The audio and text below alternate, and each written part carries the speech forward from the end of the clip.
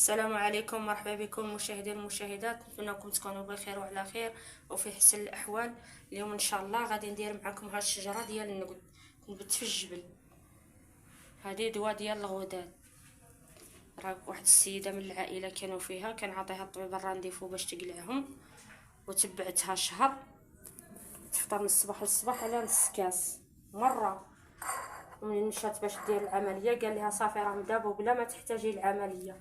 وبغينا نديرو هذا الفيديو نشاركوه معكم اللي بغى يدير.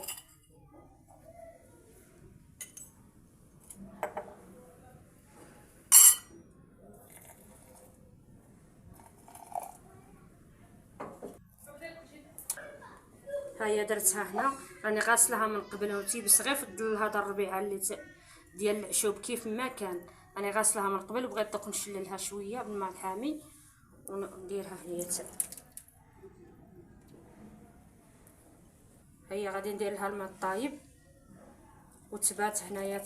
اللي عنده الثلاجه يديرها في الثلاجه يعمر الدجاجه، واللي ما عنده شي الثلاجه يدير غير في الكاس، غير جابت باش ما تخمرش. اليوم راه الحال سخون.